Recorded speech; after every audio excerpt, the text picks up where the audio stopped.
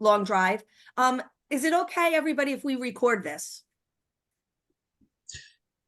Yeah. I'm okay with it.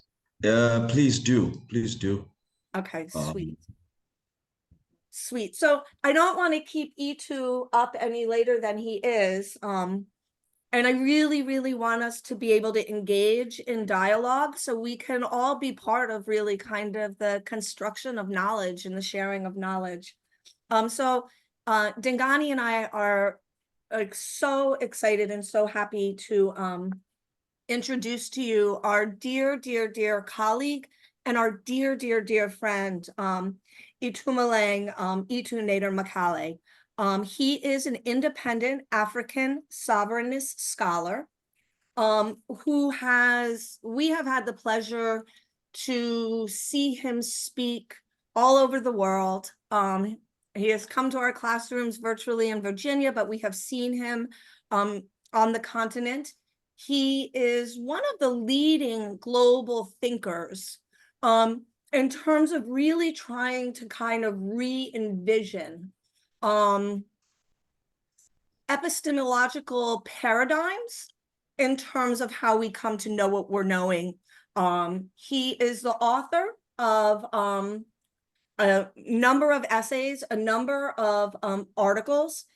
His first book, Up You Mighty Race, was published in 2017. That's when Dingani and I met him, when he was giving a talk on kind of reframing education, and he'll get into that, so I'm not going to do that. His work is conceived in, or he sees his work, this is from his bio, as being more of a spiritual offering that he is making to people and to the primal life forces, finding their expressions in all that is aligned in or in pursuit of the original intent by which human existence was proposed. He is among a group of thinkers. Let me actually talk about a couple of his other publications. He it has a second book, Unshackled, Stepping on Toes, A Case for the Reorientation of African Consciousness. He has written numerous essays, including Afrocentricity or Afro Circus, Exposing Maleficete Asante's Scholarship of Deceit. Another, Exposing the Pan-Africanist Historical Dishonesty, Cracking the Code of Pan-Africanism, Separating the Warriors from the Cowardly Wanderers. He has done work in the areas of psychology, of health, the science of being, philosophy, cultural and spiritual issues. And on a more personal level, he is the father of 4 amazing children and is one of the best musicians that I have ever come to know. So without any more introduction, I want to introduce you to our dear friend, Itumeleng Makale.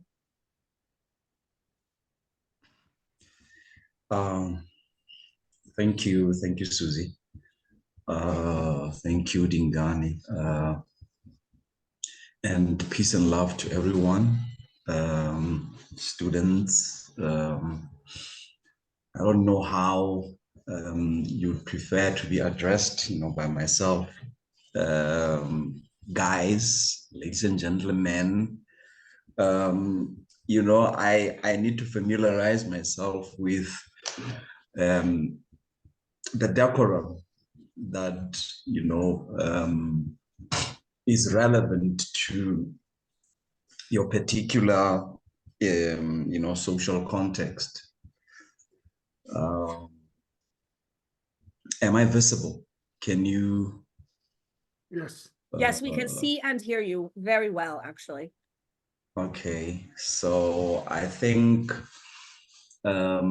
Susan, you have, done justice, with the succinct introduction that, you have made, a thumbnail sketch of, what, I'm about, what I represent, scholarly, and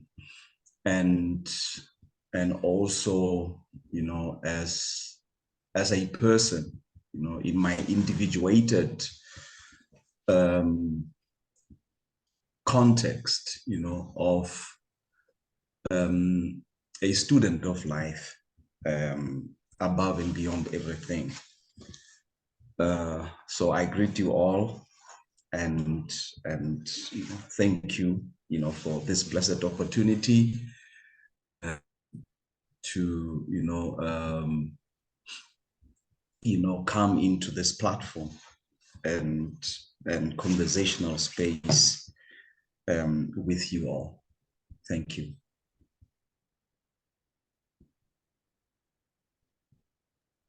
Thank you. And I'm just adding you so that we don't have this vacuum as you begin to talk. Brother E2, this class is definitely aligned with your work. At least what we're trying to achieve with this class is definitely aligned with your work, because we are studying and we're looking at both South Africa and United States. We are looking at what was the promise, what was promised, beginning with all the civil rights movement and the laws that we passed following the civil rights work, and with the sacrifice of a lot of people, Kennedy's, Dr. King, and all of them. And we're looking at where we are today. And we feel like the change is not obvious. And then when we think of South Africa, the students have studied, we've read, we've done some work and looking at the current situation in Southern Africa.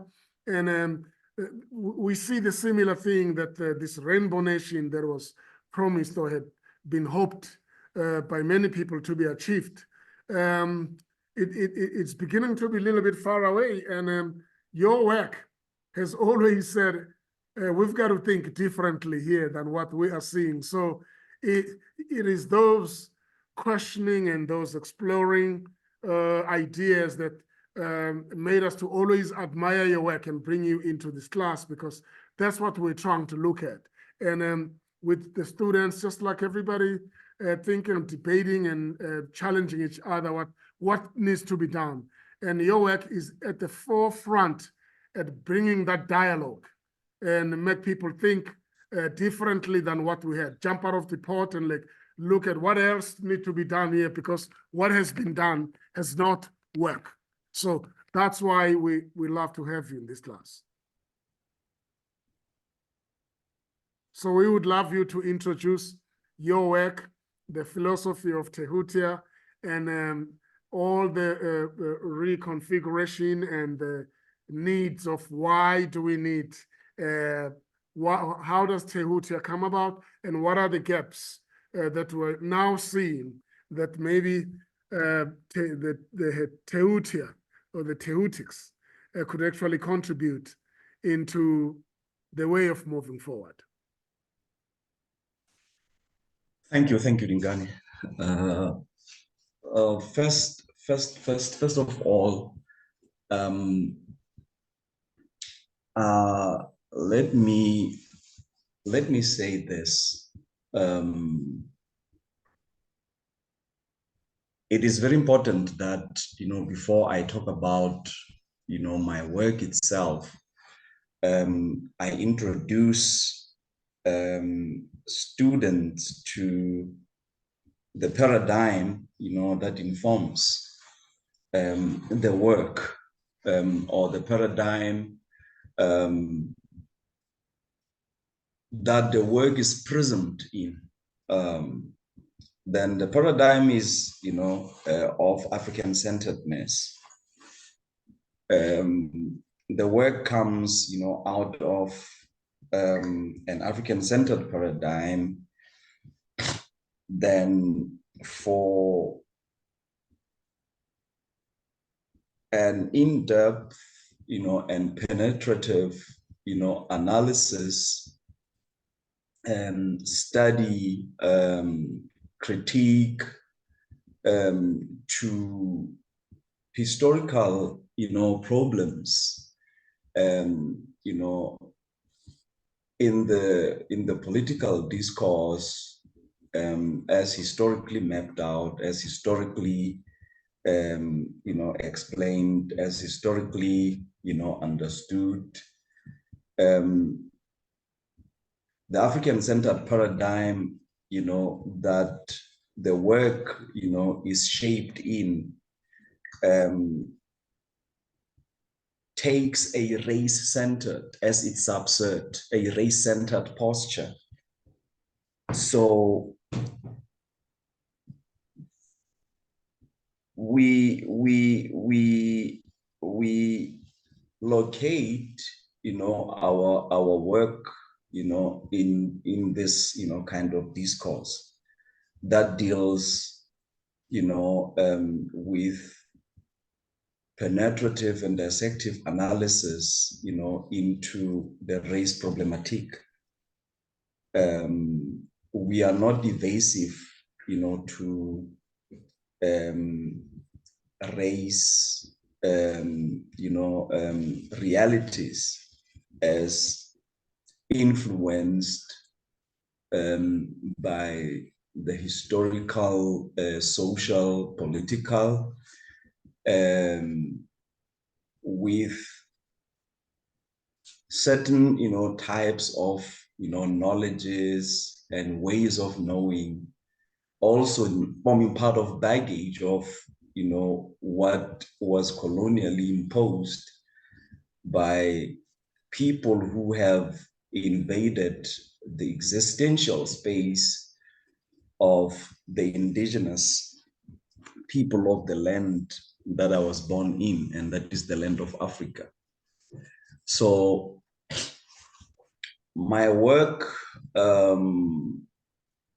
is not to be located from an academic, framework. Is outside of the academic framework. My work was born outside of the academic framework. My work was born of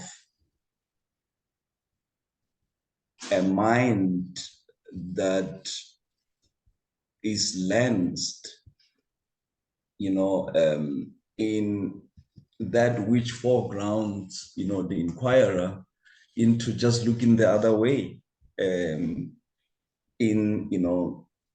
the critical, inquiries made, and analysis, made to phenomena, of the subject of interest, to the work.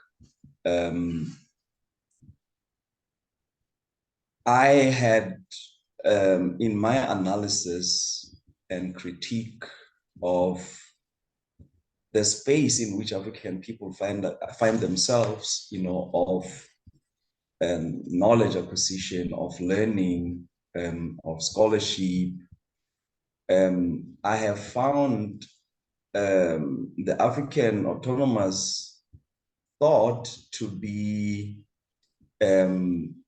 maligned, to be on the margins, and suppositions in the epistemic spaces.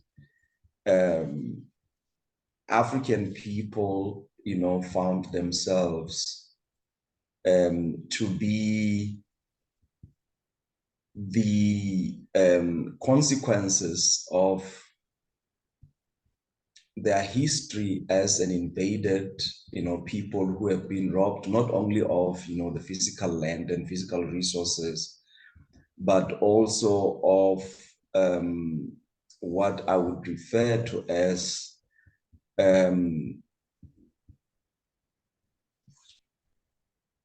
the content, cultural or culturally shaped epistemological content that can provide well-grounded and centered, tools of analysis, for them to authentically and meaningfully, engage, with the epistemological world. So we were also robbed of that. We were also robbed of, having the African autonomous thought in any, given epistemic space, find, authentic expression.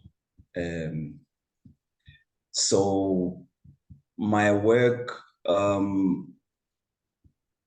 also, critiques the academy or the academia, not merely as a learning space within which African people are maligned, and have their knowledges, denigrated or treated as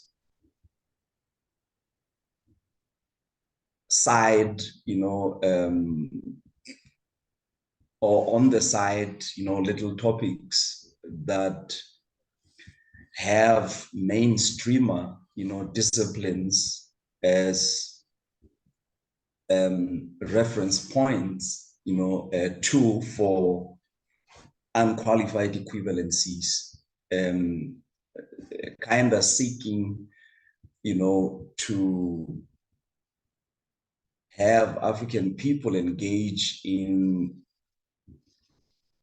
a reformist discourse of the coloniality that is very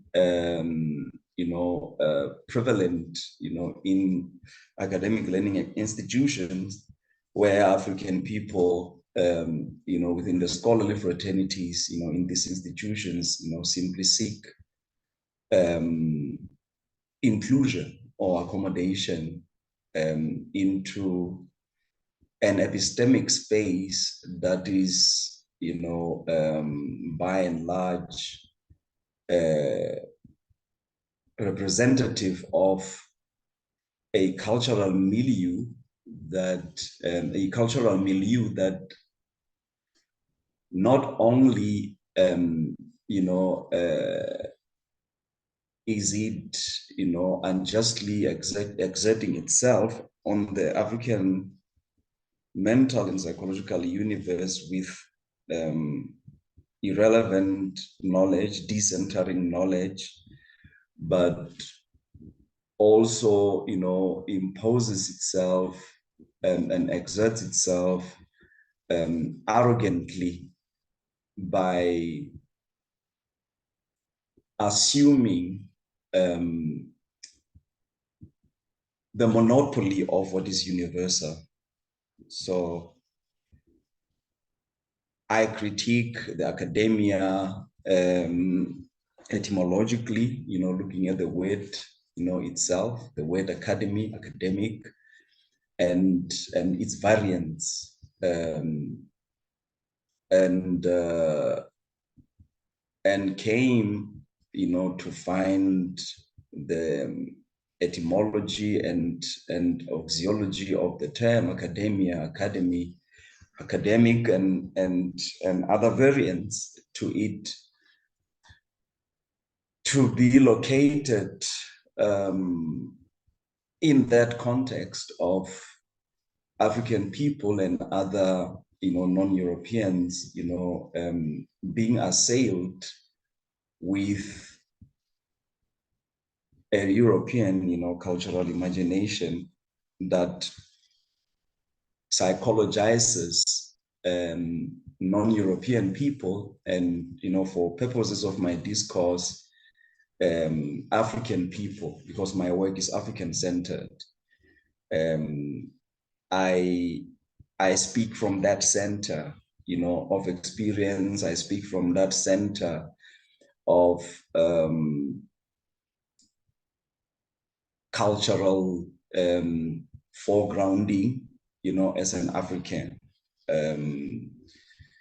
So we are tied, to Europeans with Greece, as the cream of enlightenment, to an Athenian as captured in the European Greek, centered cultural imagination, the Athenian war hero by the name of Academos, after whom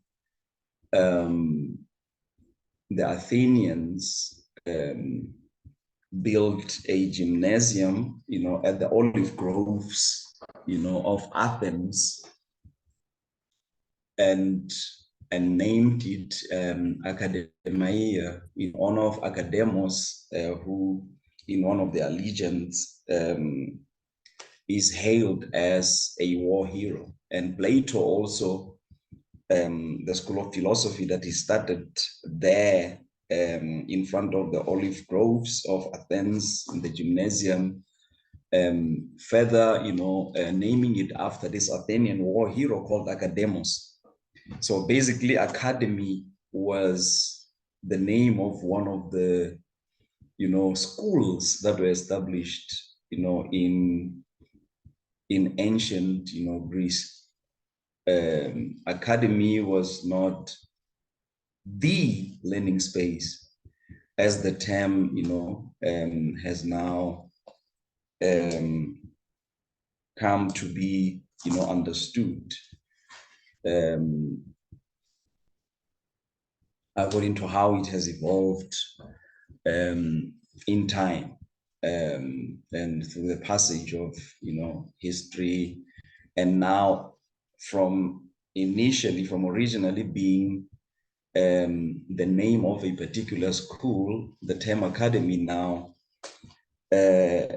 got to have everything that has to do with learning, scholarship, research, subsumed, under its, definition that is bathed in a particular cultural imagination, where we see Athenians with the first points, in history, being the ones who are actually introducing us to the term academy, from the name Academos, which was the name of the Athenian war hero, from one of the Greek legends, the Greek, biographist and essayist by the name of Plutarch, is actually the one in his work, the biography of King Theseus, who introduces us, to this, type of history, behind the term academy, which was first, used as the name given to a gymnasium in the olive groves of Athens, and later on adopted by Plato, as the name of, the school that he established in that very same space. So I'm questioning, as a cultural, critic, also, as a person who never lets anything bypass their critical thinking as, universal, as abstract. I believe that every conceptualization or any process that initiates conceptualization of or around a particular phenomena is a process that has certain cultural preconceptions pervading the mind of a person who engages in conceptualization themselves. So I find academic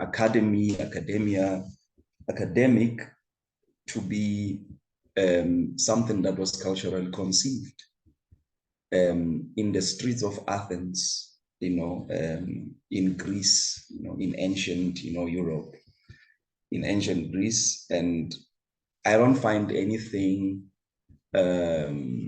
academic, for instance, in the proper historical context, of that, word, how that word, came to form part of our standard vocabulary today in the world.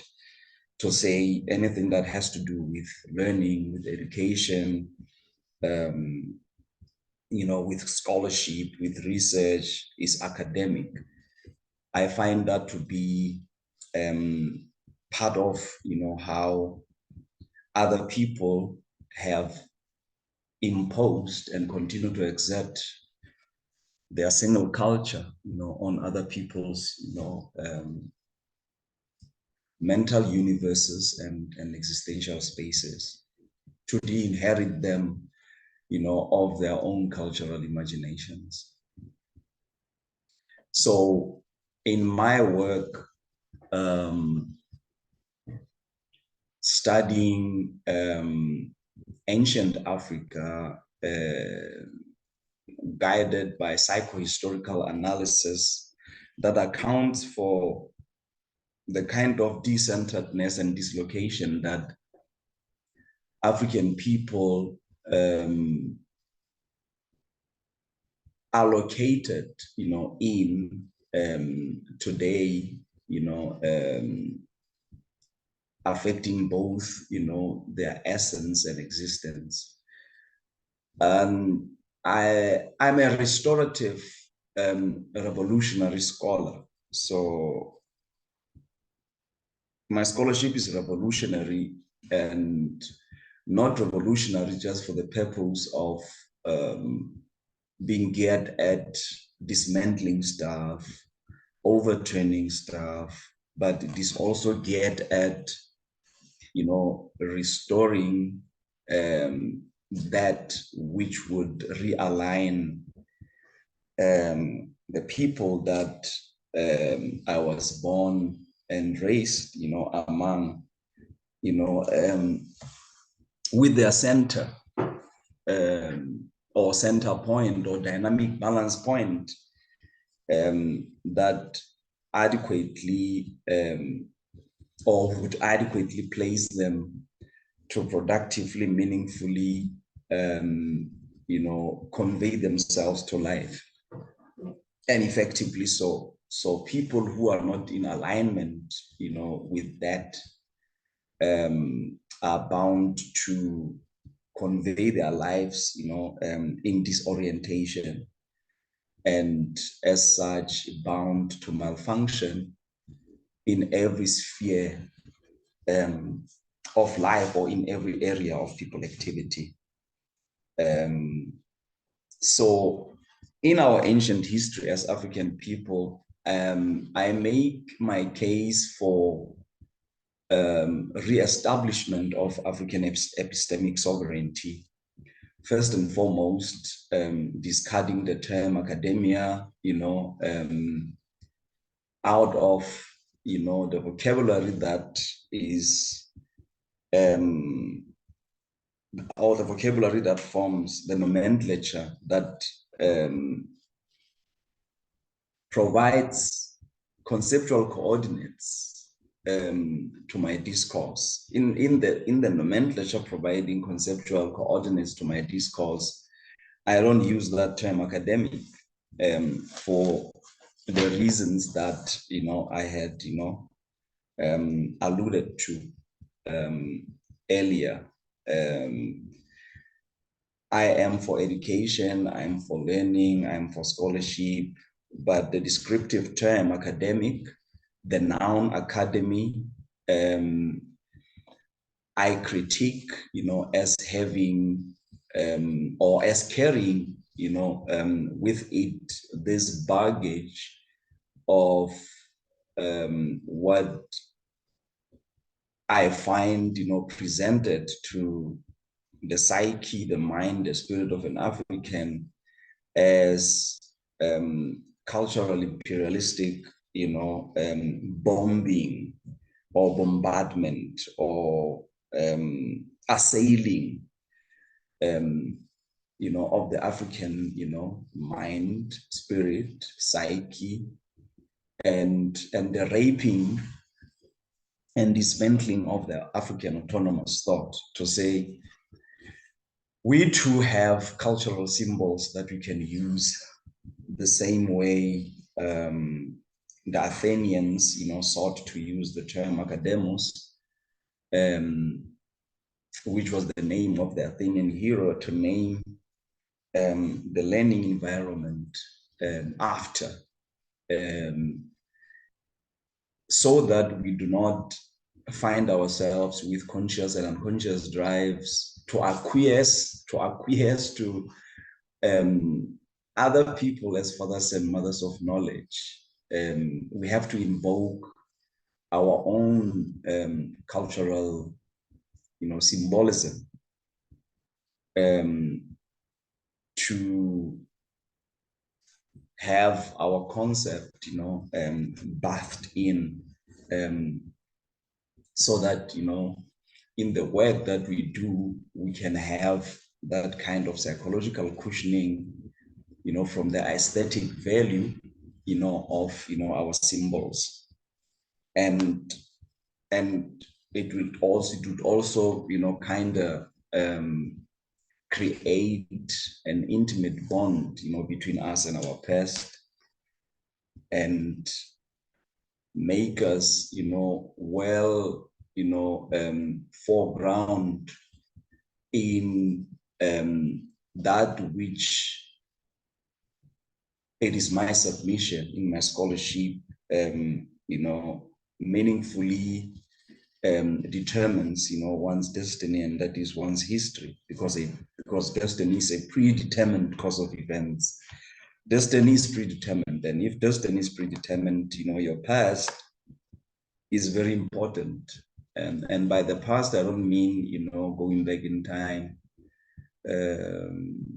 By the past, I mean relocating yourself, within worldviews, paradigms that better or adequately or meaningfully, provides a blueprint, that better explain the original intent with your existence, or the supposition that points to what could be the original intent with your existence. In ancient Kemet, in ancient Black Egypt, in their cosmologies, they had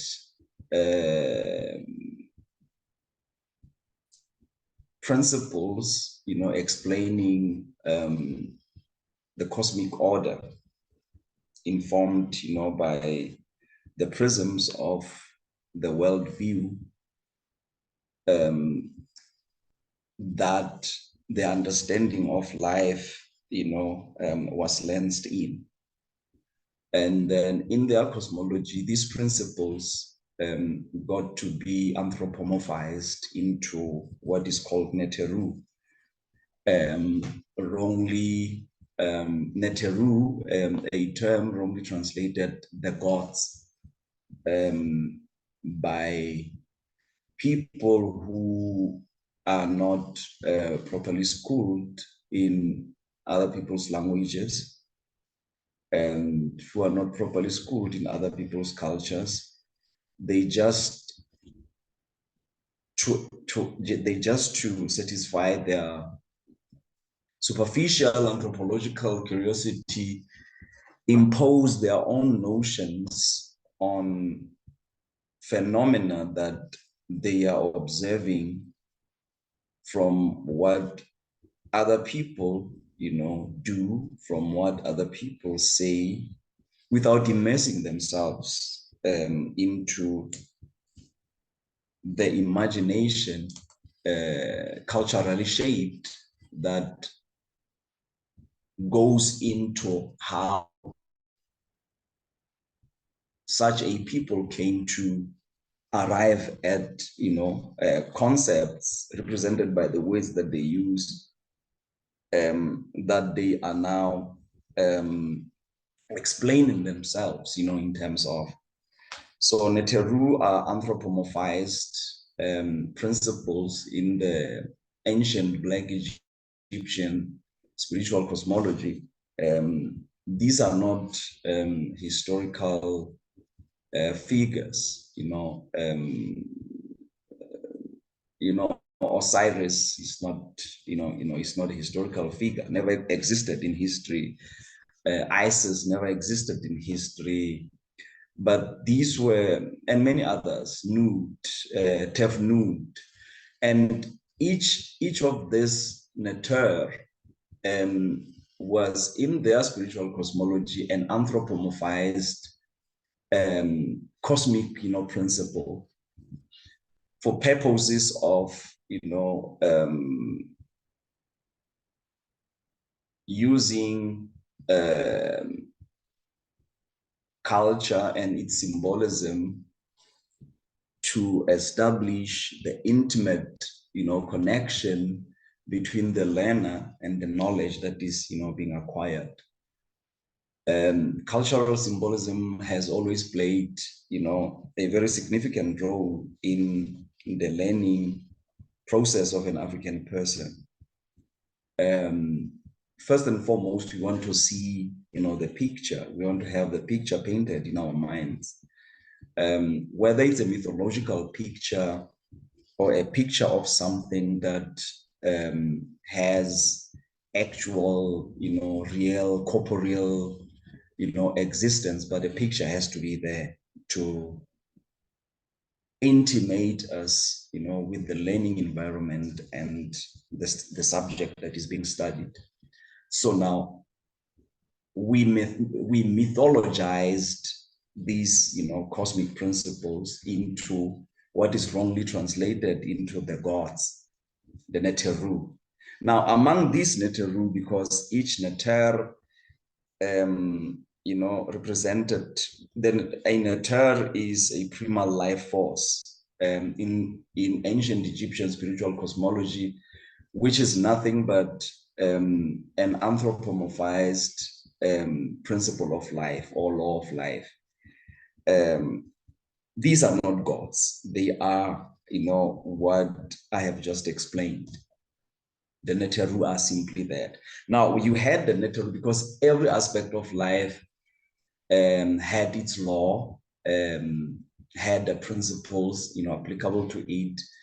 And we also, as African people from that ancient history, with artifacts that, make it the most anthropologically and historically rediscoverable and provable and ascertainable ancient history of African people, Kemet, ancient Egypt. I'm using Kemet the same way, I'm using ancient Black Egypt the same way Europe has, used ancient Greece as its Renaissance, point, of return, point of restoration, point of, rise. So I'm using, ancient Egypt, in the similar sense. Europe, has invoked ancient Greece as its cream of enlightenment. So then there's this NETER, or the primal life force in the ancient Black Egyptian cosmology called TEHUTIC. The Hellenized version of the name TEHUTIC is ThT. But the actual pronunciation is TEHUTIC, or the variant JEHUTIC. This was the NETER, or quote unquote god of writing, because I said each NETER in ancient Egypt, was a principle or a law anthropomorphized, in a form, anthropomorphized into mythology, into a mythological story, to govern a particular aspect of life. So when it comes to education, writing, learning, culture, art, anything that you can think of that the learning environment is fragmented today into various disciplines,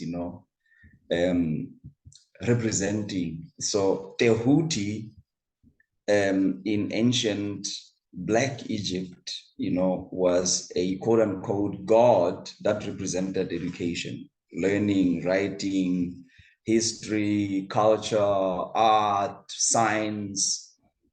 And now I said, instead of using the term academic in my discourse in my discourse in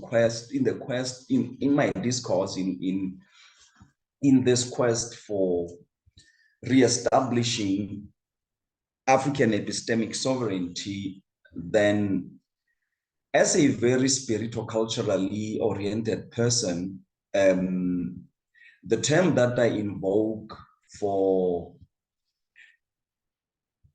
or to name the epistemological conceptual framework that guides, theoretically guides the work that I do, scholastically, I name that, the TEHUTIA. So the epistemological conceptual framework that I'm using, I call it TEHUTIA. So this comes after this ancient, Black Egyptian god of learning, writing, art, science, culture.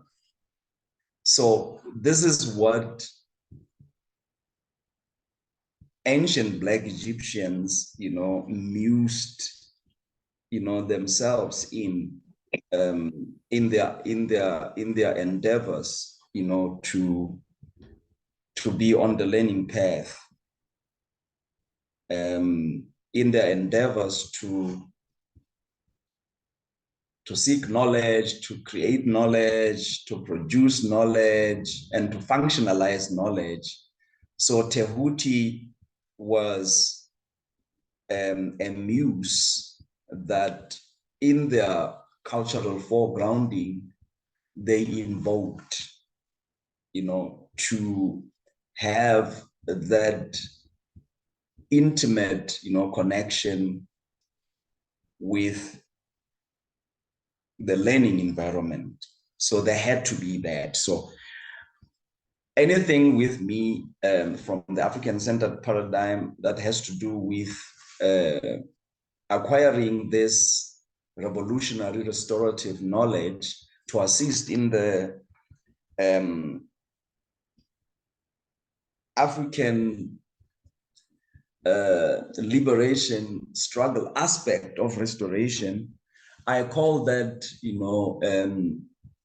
TEHUTIC activities, that I get at amassing, research aimed at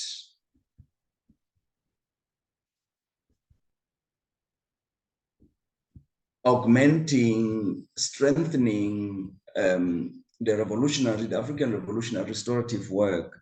That is the TEHUTIC, work, scholarly research that is done to retrieve what was lost, and instrumentalized the retrieved knowledge, to assist in the restoration, African restoration project. So that is TEHUTIC. So my discourse advocates for African epistemic sovereignty and not the decolonization of Eurocentric curriculum in universities and colleges, because my understanding of decolonization is something was taken from you and you were displaced, you were dislocated. Now, when you decolonize by reclaiming that which you were displaced from. So Eurocentric curricula in academic institutions are simply such because these institutions are institutions that are in consonance with the prisms of cultural milieus that produced them. The curriculum is Eurocentric because these are simply European institutions where knowledge is acquired from sources that foster the maintenance of a single epistemological culture. So your different disciplines are actually hegemonic, epistemology, founded, created, produced. Simply as a hegemonic reality, not as universal realities. So my case for African epistemic sovereignty comes from the fact that what is assumed to be universal in the corridors, in the lecture halls, of academic spaces, in the foyers, in the various conversations, campus conversations, that we find is European proper. Psychology, in universities is European proper, and the coloniality discourse in universities and colleges want to have what is called African psychology as a sub-discipline to the mainstream, psychology, which is European proper.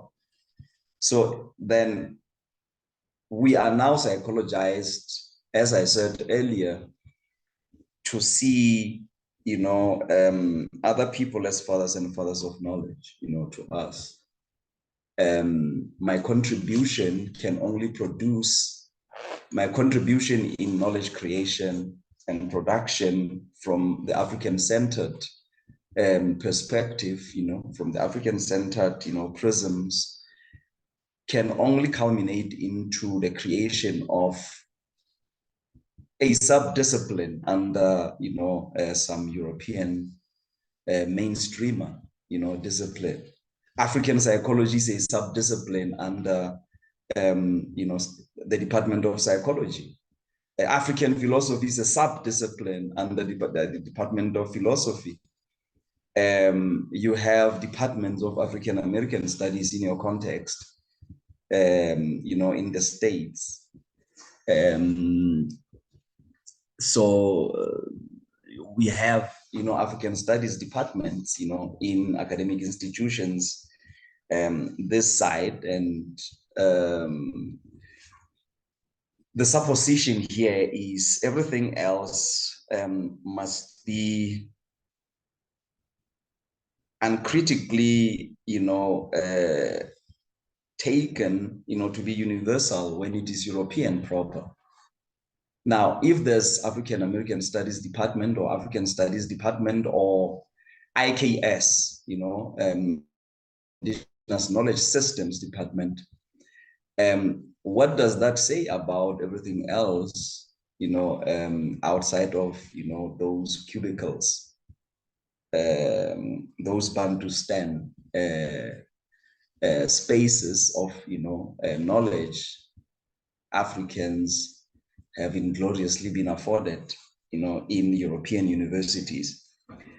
It means anthropology that you study, if it does not have a prefix African, then it is European proper, but it is not called European anthropology. Sociology that you study, if it does not have a prefix African and you have African sociology, it is European sociology proper. Political studies and so on and so forth. And then you have everything there is to know about Africa compressed, into a department. And then the entire epistemic space has bodies of knowledge and divided into disciplines that we are to, uncritically, accept as coming out of universal, streams, or universal streams, of knowledge. No, they don't. Now, instead of having the battle cry raised, from a place of dislocation by our people who would equate independence and sovereignty with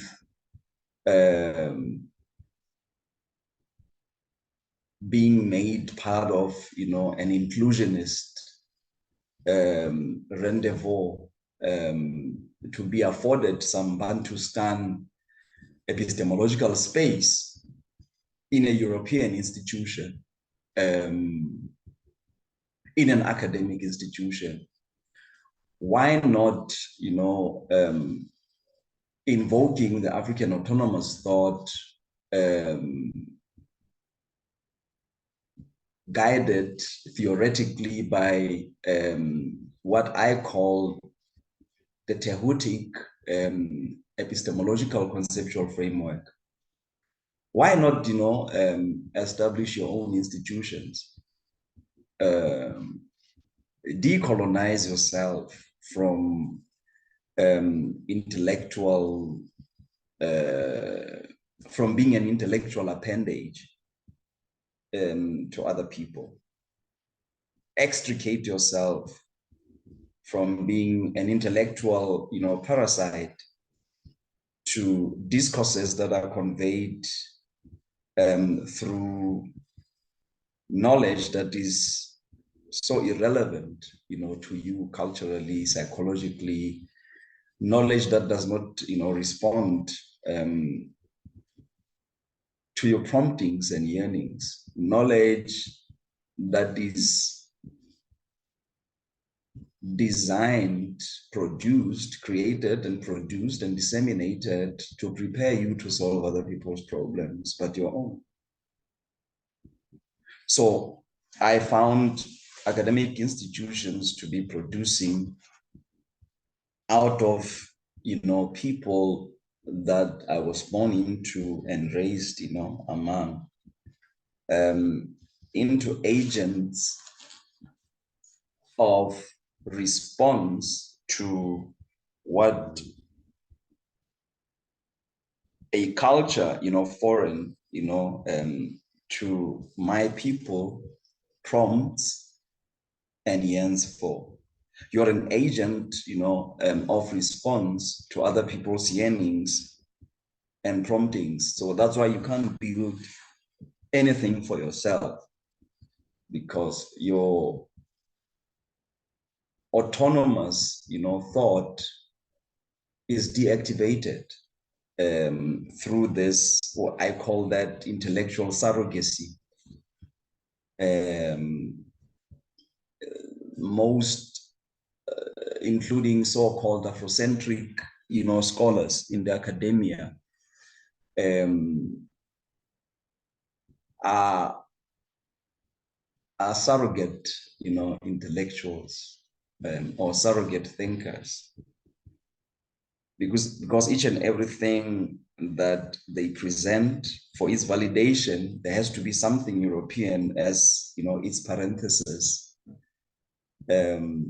to say there's always this dire, need, in our people. They feel a dire need, to always, seek to show equivalencies from what has already been created, and produced and disseminated epistemologically from these universities, to say our African indigenous knowledge stream has actually discovered So we have the same thing, you know, as you have, meaning the European epistemological stream is made, I mean, African indigenous epistemological stream, you know, is made analogous to European epistemological, you know, stream. So I find the two streams to be so independent, you know, of each other, and many things not having conceptual affinities. And as such, the desperation to always, you know, try to conduct a research, the culminative, you know, effect is intended, you know, to be finding equivalencies. To be, I find that to be epistemological, you know, to be epistemologically assimilationist, to be epistemologically invasive, and to further, you know, and to further perpetuate the culture that makes African people buy words and you know, appendages to European, you know, epistemological discourses. So yeah, then I hope that has, you know, provided you with an overview of what my work, you know, basically entails. I tried to break, you know, the many complex you know, concepts guiding my work, you know, into simpler terms. So I don't know if I have succeeded in doing that. So the feedback, you know, will confirm, as I regard this as a as I regard this as a conversational space for me, because I treat teaching as, you know, intensified learning. I share what I share, and hoping to get an incentive of, you know, being corrected so that my learning can be intensified. So yeah.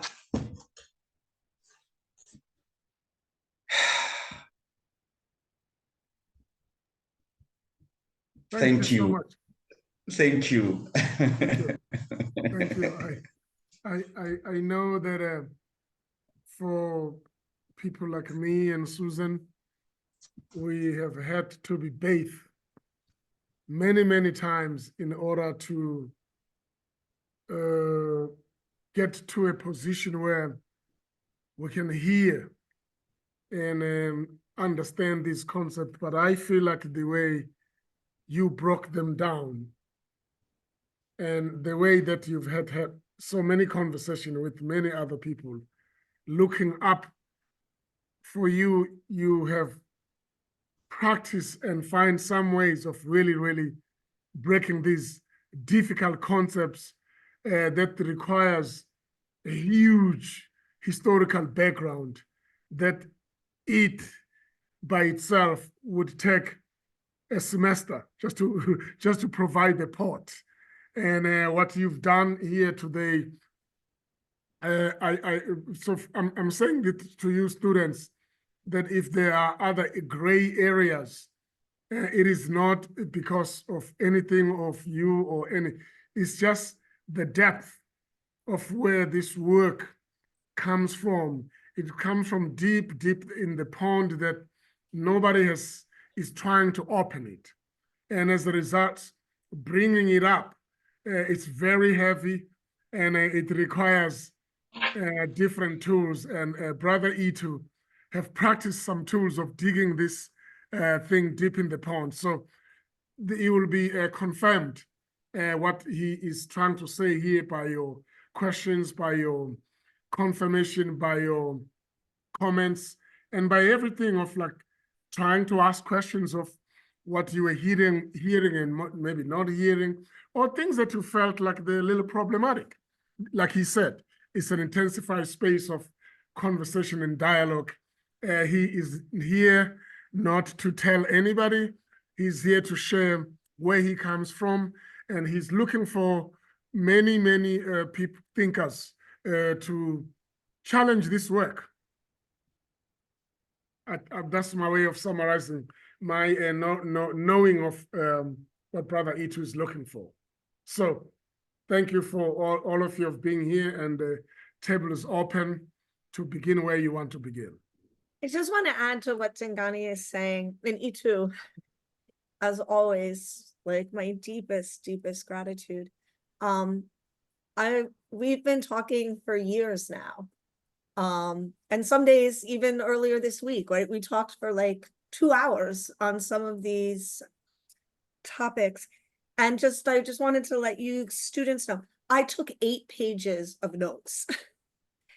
And to Dingani's point, we've been in this conversation, but the way to move the conversation forward is to ask questions. And so I want to kind of defer us to you guys right now. And please, yeah, just enter the dialogue. And there's no important or unimportant question. It's really what you heard and what you didn't hear. Go for it. We're not looking for showing up or comparing anything. It's really what did you hear and what did you not hear? Just go for those, like whatever went through you, a name, a concept, or something that you needed to be re-broken up. It's totally up to you.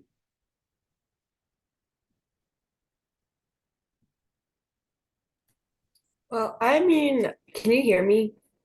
Yes. Yes, yes, I can hear you.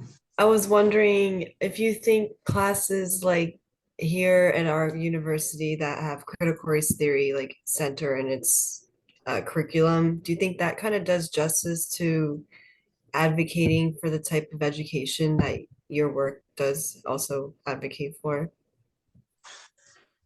Can you repeat the question? There's something that I actually missed.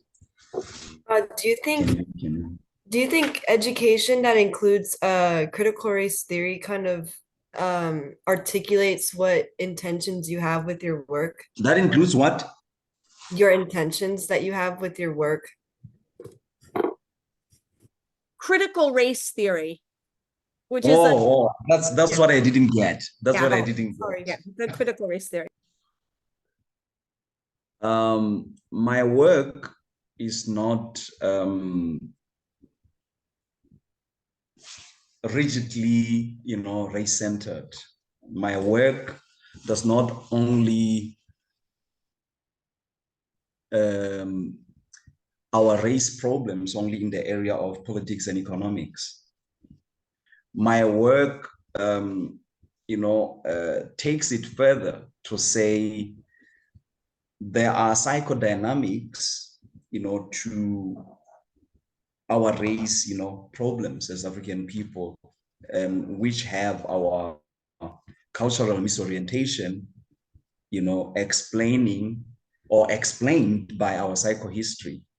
Why we are often, people, who cannot, who do not have the will to seize the power to define and create our own reality. It is not simply because we are economically exploited, we are politically dominated, but we also suffer, consciousness disorientation because we are culturally misoriented. So there's also those psychodynamics. So my work takes it, beyond the economic and political symptoms, to the problems, to the root, cause that is what has dislocated us and disconnected us from our true essence as African people. And, I speak to, our higher science, then people, from other people from different epistemologies would call that spirituality. but we call it high science because we don't have a word that is, that has adequate, equivalency to the English term, the Latinate English term spirit, because we have umoya, and umoya is something that can be explained scientifically. I'm just making an example. So my work, critical race theory, deals with power relations, as politically, socially, and economically, played out, in the society. Critical race theory, looks at what I think are blemishes and skirmishes, to the problem, and not the problem itself. Critical race theory does not, find recentering, African people back to their true essence as culturally defined and mapped out as part and parcel of the epistemology of, our liberation as African people. So, like I said, my work is foreground in, prisms, and lensing of a person with spiritual cultural orientation. Also, that's why I also deal with the psychodynamics, to the problem, as explained or accounted for by our psychohistory, and incursions into the Black psyche, by other people imposing, irrelevant, knowledge content to cause them to have, their consciousness disoriented.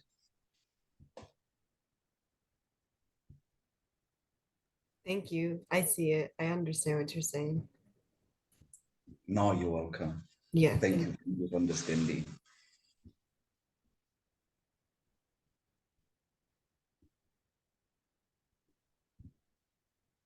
So you talked a lot about the like the African Black Egyptian history, and that just kind of like blew my mind when you were speaking on that, because I definitely did learn about these gods. And when you were talking about how like these gods were essentially made into like mythologies, and then these stories were made from that, and henceforth that's why we have what we have today. What were the like principles and laws that were aligned kind of with those gods, I guess? We had the key NETER that, deals with justice, equality, reciprocity, harmony, truth, and overarching NETER, in these and many others, aspects of life that I've just mentioned is called Ma'at or Mayat. So pronunciation has variants, is M-A apostrophe A-T, is the quote unquote goddess of justice. And then you have 42 negative conversions. Other people call 42 laws of Ma'at or Mayat. So now all the Neteru, so-called ancient Egyptian gods, which were not really gods, because we don't even have in any of African indigenous languages a term that is equivalent to God. We don't have that concept. Then, but that's for another time. Now on the side, if you're interested, we can talk about that. Are you atheists? Is African culture atheistic? No, it's not atheistic. We also don't deal with, either theism, or atheism. So these are neither, here nor there, with our culture. We don't deal with that. We deal with nature.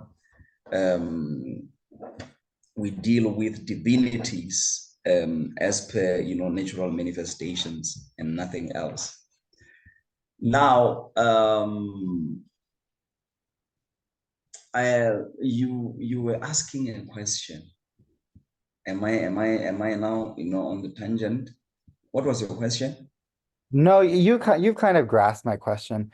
I guess I would also infer too about how then these principles Oh, are yes, I answered the question, yes. The like 42 laws of Ma'at, yes.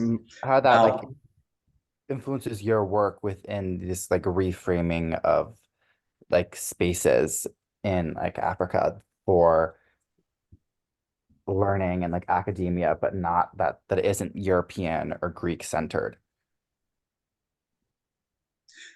now each principle or each law finds, its origin, from the 42 laws of Ma'at, 42 laws of Ma'at, or 42 negative conversions. These are the laws that when practiced in all areas of people activity would ensure reciprocity, in person-to-person ecology, would ensure justice, would ensure balance, balance not only physically, not only structurally, in a corporeal sense, balance also psychologically, or quote unquote spiritually, in our individuated experiences, because you also had works of psychology and philosophy. I would use the term psychology and philosophy.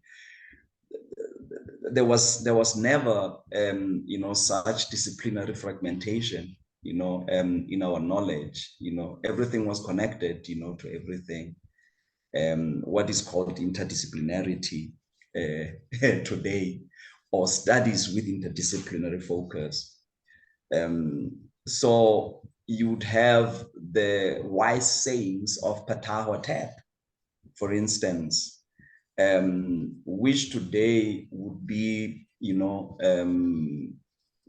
seen to be akin to, what is called, philosophy and psychology. And also what is called cultural studies. You'd find that also fitting into that. Then each and every aspect of ancient Kemetic life had found its expression in one of those 42 negative conversions, or 42 laws of balance, justice, reciprocity, righteousness, truth, and harmony, which are called the laws of Ma'at. So each of these gods were an expression, cosmological expression of any of those laws. Thank you. But these were principles, like I said, these were principles given, human or animal qualities. So to make them, creatively and imaginatively, illustrious, to the knowledge recipient, like to intimate the learner, with the learning environment, you have to stimulate, their creative sense of imagination. So now you also see art, coming into play, art, with art within the epistemological prisms, of Africa is not something that is separate, from all else. It's not entertainment. Art is not that. It is for the same reason that you would have disciplines like philosophy, sociology, politics, social sciences and humanities, basically under arts. And nobody has ever questioned what is artistic about these disciplines. So art is way, broader than just dealing with, aesthetics. it's a deeply, spiritual phenomenon, that, it has not been explored. I mean, that has not been explored, enough. Why my master's in philosophy is master of arts. What does philosophy have to do with arts? Because we think of arts, in terms of performance, fine art, poetry, and many other things, and aesthetics. So the very thinking process, in which you employ your reasoning instrumentalities, is an artistic, takes an artistic, form, of working. You are unable to process your thoughts without your creative imagination, involved. How can you imagine yourself thinking without images? Are you able to think without images and it's only syllables, it's only letters up here? Not at all, not at all. And now, when you conceptualize a lot of what you do, you even create images that do not have anything in the corporate world corresponding to them.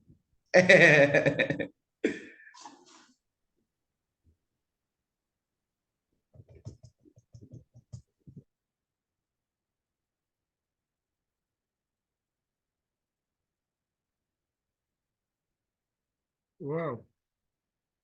What happened to E2? Oh no. Load shedding. He just laughed and left. Oh. You may give him a second. Where's my phone go? It's, so you guys know, in South Africa, there's a load shedding. It could be that. It could be because it goes, and if the load shedding comes at night, you're not like as keenly aware of like the 2 a.m. load shedding because it is like 2 or 3 that side. Mhm. It's like right now, it is 2:30 a.m. 2:30. Slightly off topic, but did you mention that that next Tuesday for Gilpin Court wasn't going to be an event? Or what did you, I just forgot what you said earlier. What was that, next Tuesday or Thursday? Yeah, are we meeting at Gilpin Court on Tuesday next week? Yeah, so there's Gilpin Okay. tomorrow, if people can make it, Gilpin on Tuesday. And then next Thursday is that graduation. Oh, okay, got it. Thank you. He's back. Do you have a specific address for Gilpin Court by chance? Across from the Calhoun Center. Calhoun, just Google the Calhoun Center. Okay. It's in the first Gilpin Court announcement. When you scroll down, it's like St. Peter's Street or something like that. Oh, okay. Thank you. 14th. Yeah. Okay, I so apologize for that. I don't know what happened to my laptop. So I have reconnected, using my phone now. thank you, E2. Yeah, my laptop just went off. I don't know what happened. I was Yeah. laughing the way you laughed because you laughed and disappeared. I thought it was like, huh?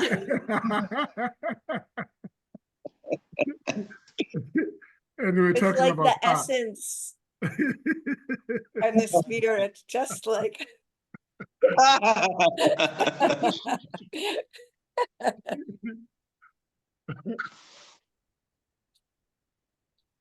Yeah, All right, So- guys, E2 is back.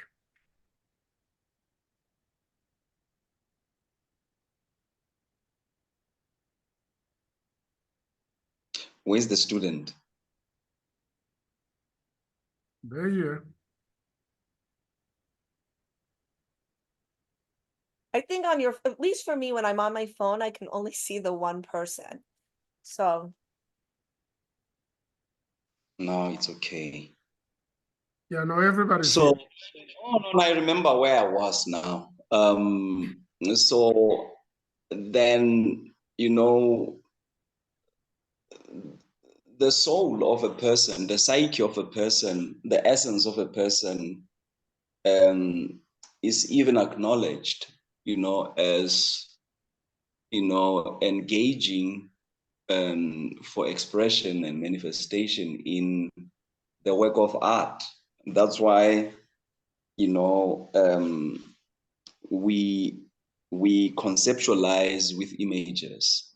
So and I said, earlier that at times images in our conceptualization processes that the mind fashions out are images that do not even have, corresponding, objects in the corporeal world. You don't find, and this is how new knowledge, gets created, and produced. So I understand why social sciences and humanities, are under what is called arts, although there is nothing, aesthetical, in those bodies of work. But many people have confined, art to that. These words that are used in the academia, they actually show that even in ancient, Greece, where it all started, for European epistemologies or European, stream of knowledges, they saw, knowledges as,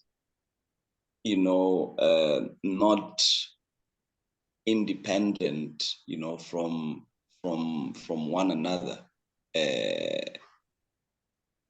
Everything, they saw everything as connected to everything. Someone who has, a master of arts, in philosophy, if a person, someone can innocently ask, who does not have orientation to the academic culture, somebody would ask, are you an artist? No, but your master's is master of arts. You have master of arts. So somebody would think you're an artist, or you have done philosophy of art. As people understand art to be, thinking is art, meditation is art. There is nothing that is not art. Everything is art. So it is just the invocation of, our creative imagination, to cushion our intellectual curiosities and a dire need in, each one of us, to make sense even on things that you do not find anything, obvious about them as phenomena. So we use that, like questions of existence. We give recourse to things like mythology, to try and attempt to find, solace in what we resort to. We resort to creative imagination. It is by no coincidence that there are so many creation stories in the world, for instance. There are many creation stories in the world, and these are stories, it goes to show the importance of art, how people artistically, engage their reasoning instrumentalities. People, can write a story not backed up by any historical occurrence. It goes to show the power of, the invocation of one's, one's creative imagination on things we do not know. We do not know, but we entertain what we imagine, them to be. So that's why we have so many creation stories. That is why we have so many so-called gods in the world. So every knowledge, comes from that conceptual womb space, of thought. And the role players in its creation, production, and dissemination are not culture neutral. So that's why I don't even, advocate for decapitation of, the academic space. Let it be left the way it is, and have us invoke the African autonomous thought, whatever that can be taught in academic spaces, from the African indigenous knowledge stream, let it be taught.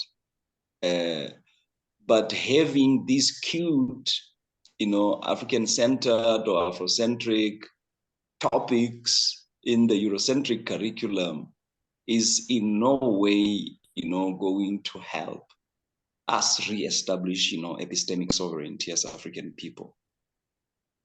No, it just reifies like an intellectual subservience.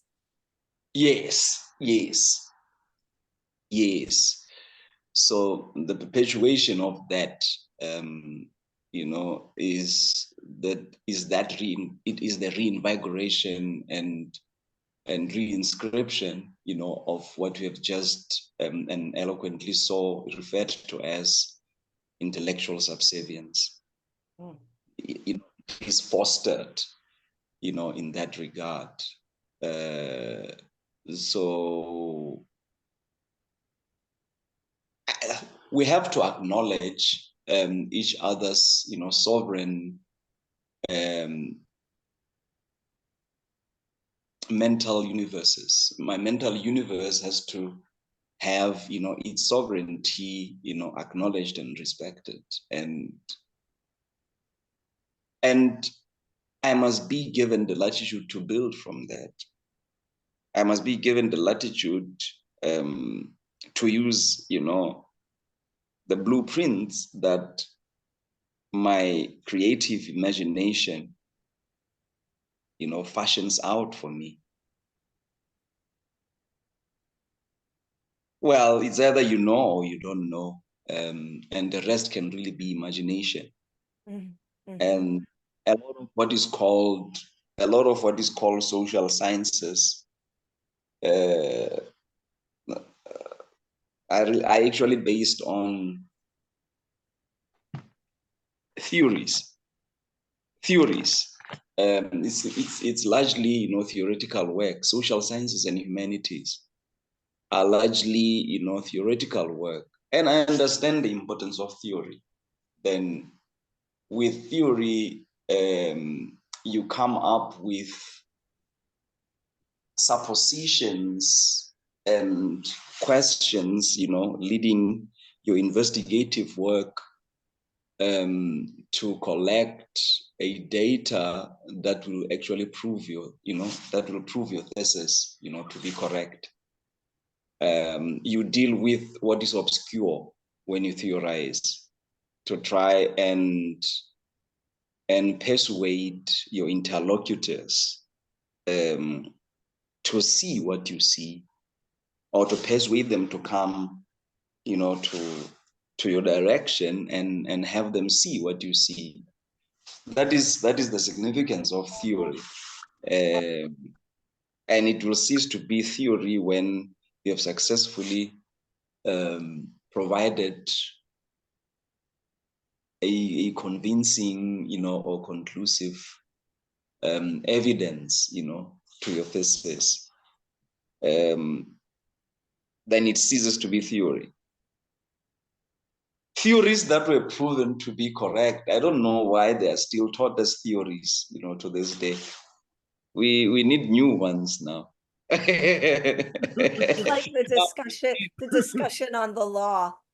Echo has a question in the comments, and I'm thinking that Echo might not be in a place where they can talk, so I'm going to read it. Okay. How do you see rural communities following along with a scholarly and spiritual restorative revolution? Do you think that there are kind of anything that prevents, I don't know, non-urban or rural communities or what methods prevent these communities from being excluded from forces of unification? That's actually Echo's words. No, can you read the last part of the question? Okay, I'll read the whole thing, actually. How do you see rural communities following along with a scholarly Rural community. Yeah, the rural. Oh, yeah, no, I'm only getting that. Yes, continue. Okay. Following along with a scholarly and spiritual restorative revolution, what methods prevent these communities from being excluded from forces of unification? The rural urban, spatiality, first and foremost, is a colonial construction. So you can be in the rural, area and still be a decentered and dislocated, culturally and spiritually and epistemologically, African person. You can be in the urban, environmental, setting, social setting, and be an African person who is grounded, in what centers African epistemological streams, culture, spirituality, and paradigms and worldviews, and so on and so forth. Now, academic institutions, by their very nature, foster a culture of alienation, a culture that alienates a person from their true essence. Even African people who are in urban areas who go to these institutions remain menticidal, victims, of this, kind of consciousness disorientation that becomes the resultant effect of irrelevant knowledge, whether you are in, the urban, area or in the rural area. You remain the same victim of epistemological denigration, epistemological malignment, by institutions which were established to be such simply because the knowledge, streams, that are in a form of disciplines, faculties in these institutions emanate from a cultural milieu that actually, has preconditions calling establishments of such institutions into existence. So this is European, epistemic sovereignty, exerted even in spaces, European people are not supposed to be sovereign, in, or are not supposed to exert their sovereignty in. They are actually invaders, even at the epistemological level in those spaces. So the rural African and the urban African are victims of the same thing. there's a concept document for the establishment of a communiversity. I shared it with Susan. Menwewe Mutapa Institute for the Study of African-Centered Worldviews, which is intended to be a forerunner in the institutionalization of African, knowledges, using the TEHUTIC epistemological conceptual framework, theoretically to guide the process wherein African people, wherever they may be found, whether still in the academic space, either as educators or students, whether outside of that, but any African person who is interested in the restorative, revolutionary, African-centered work, can be part of. So it does not have the elitist, vibe to it, if I may, if I may say. It's what you don't find in the academic institutions. Every study, people would be variables in the research field work. The data would be collected from people who are sampled as variables, in the study, and conclusions, from the analysis that would be made would be left to the researcher, in their own office space, when they write their paper. So you just go collect data, and your conclusions about what you collected from them, they may not even know. So they are not even part of, creating this knowledge that you want to create, through the papers that, you are publishing, in your academic journals. And then you turn around to go back to those communities as, the authority on what is culturally correct, spiritually correct for an African, and what is not. Which I find most, Afrocentric scholars to be doing, by the way, thinking about the African without the African. It's where I actually, make the distinction between what is African-centered and what is Afrocentric.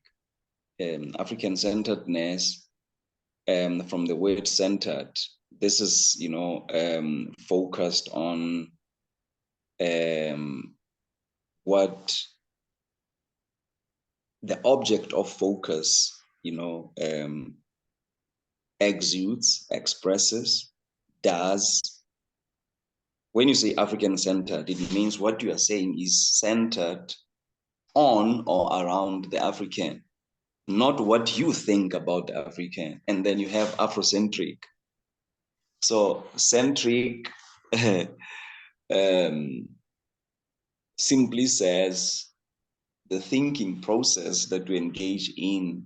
You are engaging in a thinking process about the object, but your work is not focused on the object as the repository of the knowledge that you seek to acquire, through your study.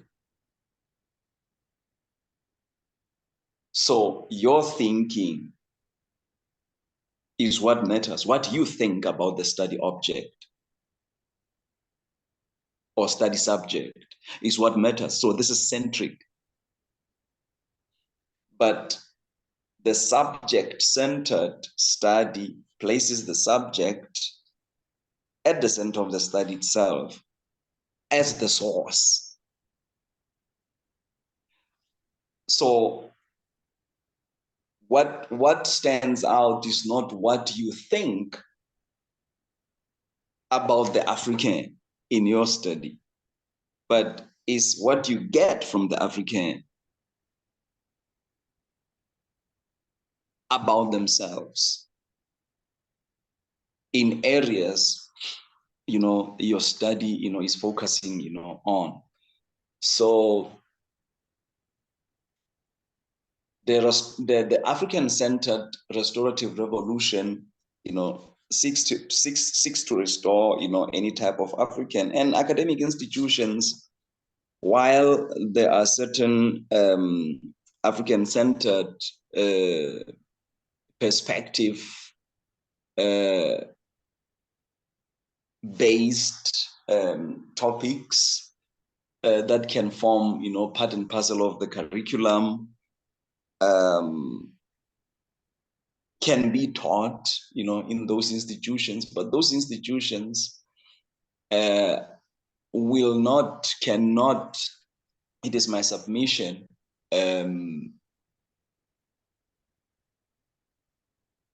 successfully,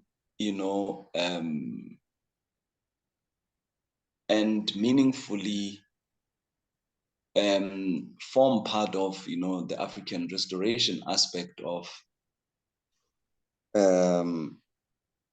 our liberation discourse, our liberation struggle discourse. They can't, because this requires African people themselves to do, housekeeping. It requires African people themselves to have themselves, rerouted. And it can only take, one African, to understand the spirit of another African, given the depth of the psychodynamics of, our dislocation and misorientation as African people. Academic institutions are simply not the space for that kind of work. Hence, one of what I am proposing through my work is the establishment of, these communiversities, in as many, African communities, as we possibly can, to take different types of knowledge from this ivory tower, ideas of knowledge, ivory tower academic knowledge, ivory tower academic ideas of knowledge, must be dismantled, from our people's mind. So education must be de-academized, to make our people feel at home, with the learning space. So we seek to establish what we call African-centered communiversities, which would integrate, all African people, any African person, from whichever spatial location they may find themselves in, whether urban or rural. I mean, right now, here in South Africa, in universities and colleges, most students you find in those institutions come from rural areas. There's more, there seems to be the notion that African people from rural areas are less intellectual. So the intellectual, is de-emphasized when dealing with an African from the rural area, which is, a misconception that most people have. Simply because you're an African with no proximity to the ivory tower, academic spaces in the urban areas in the form of colleges and universities. Therefore, the assumption becomes that you are not fully or adequately developed intellectually. Your intellectual prowess is not sharp enough. So we want to work with African indigenous knowledge, keepers, African indigenous, divination practitioners, and people who conduct different rites of passages as per different developmental stages of people in the society, necessitates, for certain rites of passage, to be observed, for people to go through them, because those are, and you find these in rural areas, initiations of various sorts, the same way you have diploma programs, bachelor's degree programs. I mean, these are rites of passage. And you look at the graduation ceremonies, a person who has never been in contact with that space, if you can take them and have for the first time contact with that space, during graduations, they would think you have brought them into something occult. They would think you have brought them into something occult because of the rituals that are performed, in these graduation ceremonies. So those are rites of passages. Those are rites of passages. It's just that with African people, because of our arrested development, the place of dislocation we were colonially forced, to have our lives conveyed in, has actually inhibited our evolution from being on par, with the law of progression. We would have evolved, in how we have cultivated, a way of life, and are continuing to do so to this day. But because of consciousness disorientation and how we are culturally misoriented, we give recourse to foreign values when we want to gear ourselves up,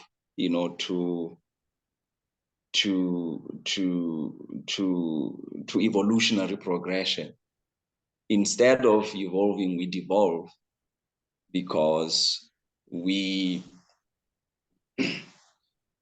do things that strengthen the muscle, of our own repression, by being recipients of and being certificated in the kind of education that was designed to solve, other people's problems, but our own.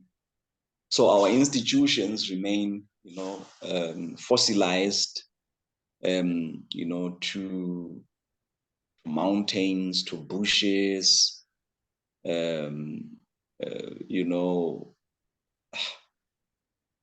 because we have also adopted the European anthropological, concept of culture, the primordialist notion of culture, as though culture is something that was, is something that precludes, innovation, is something that is in no way in alignment with the evolutionary, progression of life. Culture is not like that. You cannot remain, in the mountains, You cannot remain in the bushes, doing things in the bushes. There's also cultural fanaticism.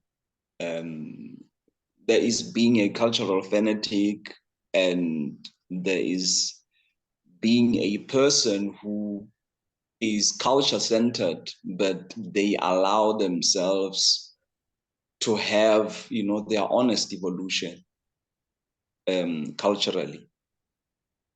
There's what is called honest evolution. That will actually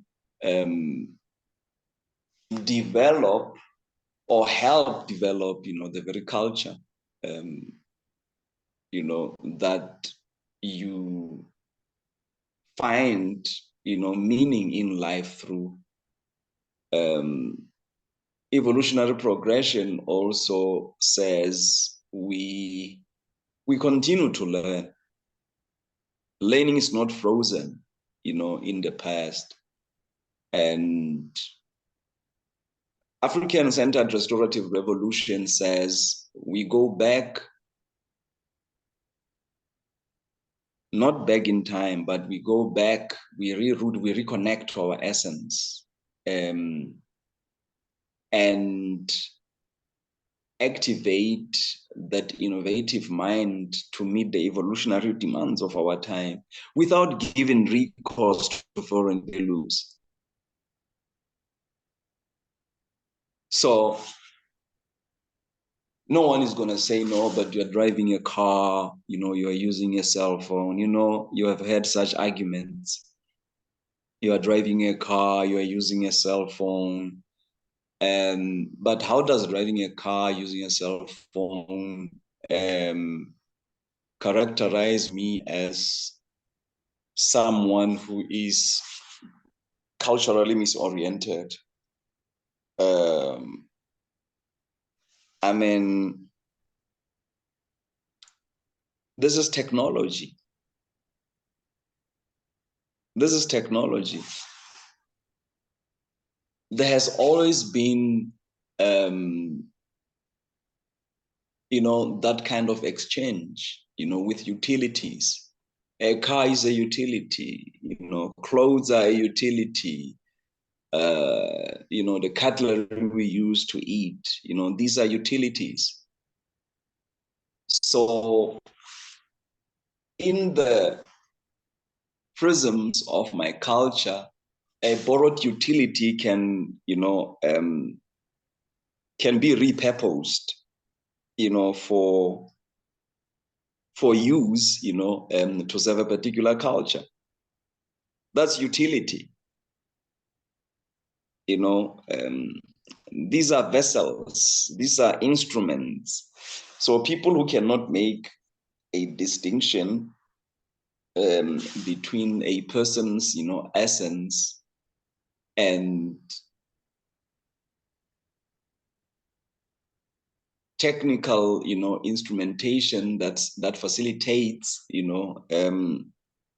their journey to life, is going to be making such, arguments.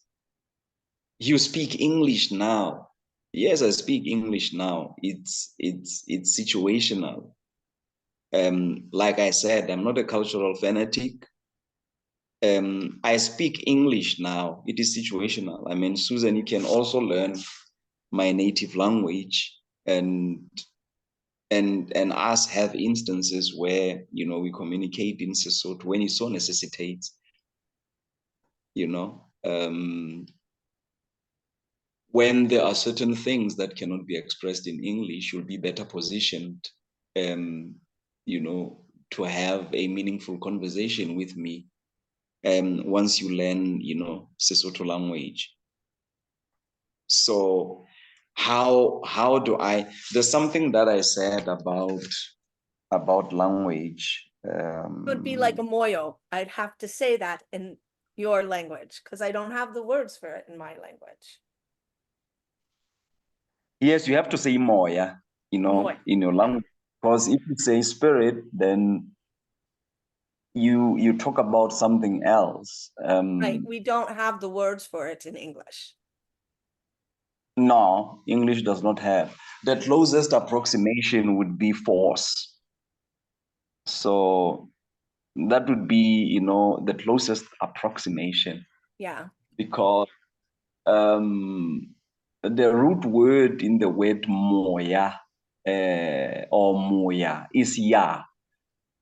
Ya means movement. When I walk, I say tama ya. When I say go, I say iya. So then moya is not spirit. Moya is something that I find the English term force to be a close approximation to, and not spirit. Mm. So moya is that which sets, you know, a person, thing, or place in motion. Mm. So it makes it a force, you know, either pulling or pushing. Is that which sets things in motion to either push or pull. Then that's why, you know, a Mosotho or Motswana person would say, my moya is downcast. It is that which gives them, you know, impetus, you know, to life or to live. When it's downcast, then you are low on gas. So this is mass, you know, times acceleration. You know how force, the formula that is used for force, you know, in physics. So now that's why I said what we call African spirituality, for instance, the term spirituality may not be an appropriate term, you know, to use, you know, in the English language, because it would give us a misguided notion, like, you know, you to make, you know, your listeners, you know, think, or your interlocutors think that you're talking about some religion, like, you know, in a sense of Abrahamic religions like Christianity, Islam, and Judaism, or any of the Eastern, you know, forms of spirituality like, you know, Buddhism, Hinduism, you know, and others. But we are not talking about that. We are not talking about that. Kiara the has same. her hand up. Oh, I was gonna say, we've, Kiara has her hand up. So Yeah, do- sorry. I just have a quick question on one of like the earlier points you were talking about with like college and stuff. Were you suggesting that like college education may not contribute to like South Africa's like advancement given its like colonial origins? Or are you like, since it's like not rooted in like South Africa's like cultural history, sorry. Or are you proposing that the concept of education itself is like flawed? I'm not proposing that the concept of education is flawed. I'm not proposing, you know, that colleges in South Africa cannot, you know, have, you know, any contribution, you know, to development. What I'm proposing is for African people to have their epistemic sovereignty reestablished, because you don't find that in academic institutions. In academic institutions, you get exposed to bodies of knowledge with, you know, foreign content that is, you know, shaped, you know, by foreign cultures, foreign intellectual traditions, and a recourse is not given to your history and cultural values and cultural concepts, which, you know, you should use as intellectual tools, you know, interacting with any bodies of knowledge in the world. So I propose the establishment of sovereign, independent, African-centered universities. That's what I'm proposing. these academic institutions, colleges, universities can continue to exist. They serve their purpose. They are Eurocentric. And to say, they must be decolonized is to seek, the impossible. How do you decolonize something that was never yours? So this book is yours, and I grab it out of your hand. I take it by force. So I'm a thief, and now you have to engage in a war with me to get it back. So I have colonized it. After colonizing your book, I colonize your mind, and I make you believe that my God, whom I introduced to you, divinely ordained that to happen because you cursed. You didn't deserve to have this. So now wake up and cast my God aside and cast everything that I ever miseducated you in aside. You would engage in the process of reclaiming this book because it is yours. It rightfully belongs to you. Now you will be decolonizing. This is in the context of decoloniality. Now, how do you decolonize what never belonged to you in the first place? Can you decolonize Plato? Can you decolonize Karl Marx? Can you decolonize Vladimir Lenin? You can't decolonize Immanuel Kant. You can't decolonize Aristotle. Aristotle is European. Plato is European. And what is called, I'm making an example with this particular discipline, what is called philosophy in universities and colleges is European philosophy. African philosophy can only be a sub-discipline, a subset of that, and have what is a mainstream discipline, being, an analogical point, of reference. So what is African is made analogous to the parenthetical, mainstreamer, from which we always have to seek validation. So my point of, departure, my point of view is that why not establish our own? Why not, start engaging in a process? You can go through your academic studies, and learn one or two skills, techniques. We will need that. But for your restoration, reconnection, back to your essence, if you are a person who is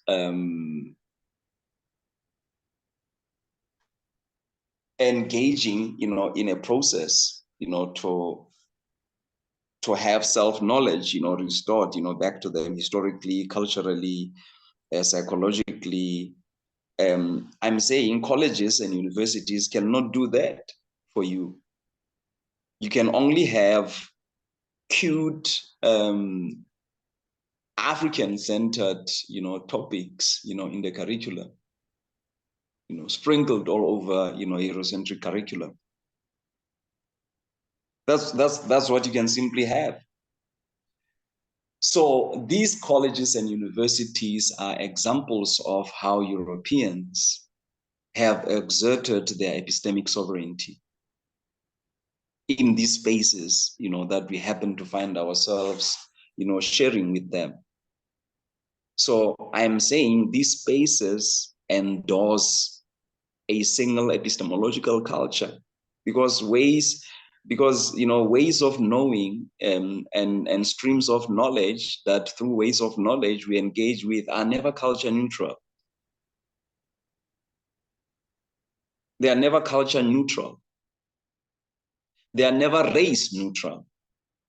There's nothing culture neutral. There's nothing race neutral. As far as knowledges and ways of knowing, are concerned. So every kind of knowledge is created, produced, and disseminated to serve certain values. And what brings about values? What brings about values? Values are culturally defined, and values, are our barometer as a culture, as a people, having reached consensus on how we have decided to cultivate a way of life through which to convey ourselves, that these are the values we will use as barometer to determine what must be discarded, what must be kept, what must be imported. So knowledge is created, produced, and disseminated to serve certain values. But a student in college or at varsity is never afforded, because that space is simply not the space for that. You are being trained to solve other people's problem, but your own. There is no link between the knowledge that you are acquiring and the intended values to be served.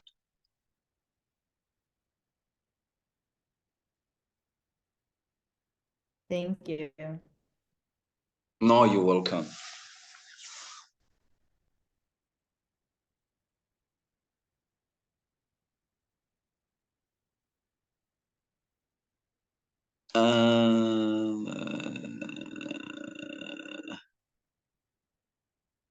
What's written there?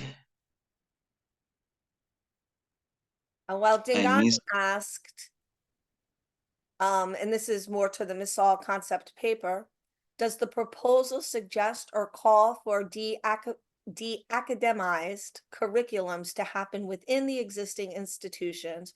Or are you calling for a new university system? And what languages do these proposed institutions use? Do they use English? We're not going to, okay, let me answer the first question. The existing institutions cannot be de-academized. They are academic institutions. Yeah, these are academic institutions. What I'm problematizing is, as put forward in that concept paper for Menwe, Mutapa Institute for the Study of African Worldviews. We put forward in that paper to say African-centered, knowledges that are being brought to academic spaces should have these African-centered universities established for them, so that these knowledges can be de-academized, meaning removed. You don't decapitate the academic space, you don't dismantle the academic space, but as part and parcel of decolonizing. Remember, to decolonize is, part and parcel of decolonization is reclaiming. To say, but this body of knowledge belongs here, so we de-academize it. So, and not the academic institutions. Academic institutions cannot be, how do you, it's like engaging in ethnic cleansing, that we do away with these people, we kill these people. You can't decolonize what is colonized. No, you can't. How do you do that? It's just impossible. So now academic institutions become colonial instruments, where African people actually, are brought, into these institutions. Now colonization now happens, at the level of consciousness. Colonization takes place as a phenomenology. You are given what your mind is fed is irrelevant knowledge. Is knowledge that renders you intellectually defunct, as far as producing yourself, to equality, is concerned. It turns you into a person who would consume themselves to equality instead of producing themselves to equality. So you are not a creator of anything. You are a consumer of everything, beginning with the epistemological content that made you a doctor or a professor. So that's why I said there is no nexus that a student, when they engage with these institutions, when they come to this institution, there's no nexus that is established, because when you are taken to an institution, it's for rites of passage. You are at the developmental stage in your life. Now, this is the African-centered perspective on education and part of its importance in building the society. You would have been assessed by the elders, beginning with your parents, that you are at a certain developmental stage, necessitating for you to go through some rites of passage. And we had systems, because the developmental stage, they would have assessed you to be in, necessitating for certain rites of passage to be observed. They would know that you are no longer required to be fashioning within a particular social setting, and there would be learning outcomes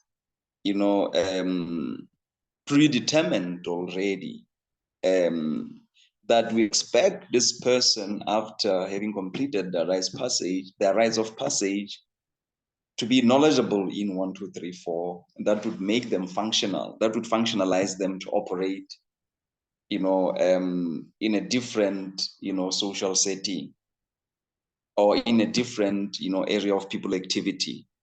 We may be getting a person ready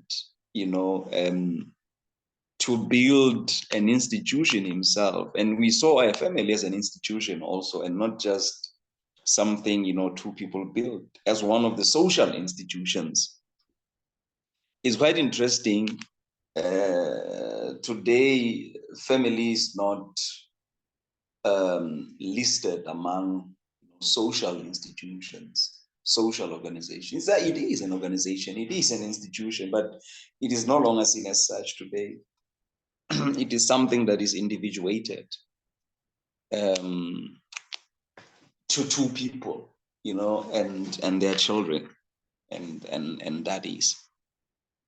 So yeah, then we're not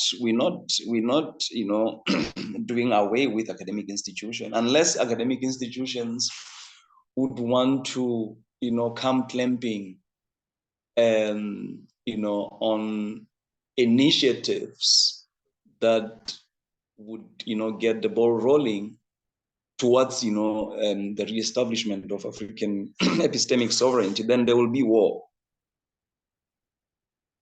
There will be war, because you'll actually be saying you do not have the inherent ability to think for yourself. You do not have the inherent ability to interpret and analyze your own reality and your surrounding realities, and you have nothing to contribute to the world with your brains. So you'll actually be saying that. Am I saying there can never be any strategic relationships, strategic partnerships forged between, African-centered universities and Eurocentric institutions, and that is the existing colleges and universities. No, I'm not saying there shouldn't be any.